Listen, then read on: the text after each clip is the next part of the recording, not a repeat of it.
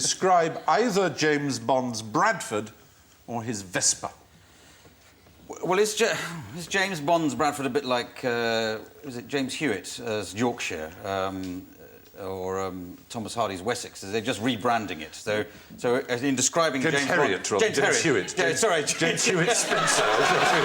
I sense I got it wrong there, but I couldn't quite put your finger on it. Is it an item of clothing or a briefcase or a pair of shoes? No, it's... That's closer than anything I said. It's closer than the city in Yorkshire, certainly. Oh. Is it? What is he almost slang. best known for? Martinis. Yes. Ian Fleming worked in naval intelligence during the war. He did. He did indeed. Is that interesting enough? Pretty well known, though, isn't it, dear? Yeah. Really. Sorry, did I call you dear, just then? So sorry. How that happened. I do apologise. It is, in fact, the official name for a martini that is shaken and not stirred. Most martinis are stirred, but one is shaken. It's called a Bradford. They're very specific names. If you put 2 olives on a stick, it's called a Franklin, after Franklin Roosevelt. Yes. If you put a cocktail onion on the stick, it's called a...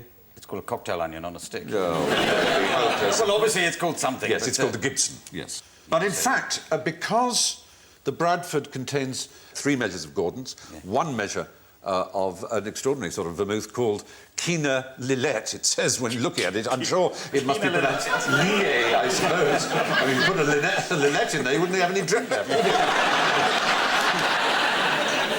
Why would you... If someone said, offered me a drink called a Bradford, I'd assume it's like vodka and a rasher of streaky bacon sticking out the top of it. Maybe a pork pie on a knitting needle, something like that. Well, is there an official place mug names? I mean, why is a rusty nail called a rusty nail and all the Collins family have drinks named after... Is there a clearinghouse for this? There are histories of this. I mean, the first Bloody Mary was actually was in St Regis Hotel in New York and was actually called a red snapper, which is rather a good name. Fish, though. In Australia, they call a red snapper. They call a Virgin Mary. They call a bloody shame, which is rather good. They're all very good. All kinds of good names. I'll have a bloody shame. But no, I mean, of course, cocktails developed during Prohibition because the bathtub gin was so notoriously gut-rotting and tasting so dreadful that all kinds of additions were made to it. But Bond insisted on a shot of vodka, so he had it's usually 6 to 1, 6 gin to 1 of vermouth or vermouth, whichever you prefer, and he added this vodka, which makes it strictly not a martini, so the Bond actually gave his own name, which was a Vespa. There's a rather good phrase in one of the Bond books, to Bond, the best drink of the day was the drink he had in his head before the first drink of the day.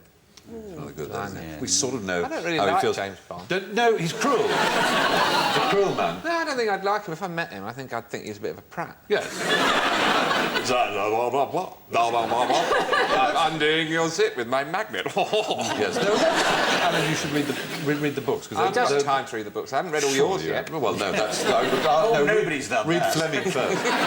Read Fleming first. They're really good. They really are. Thank you for watching. Do remember to subscribe to the QI channel and click here to watch more videos.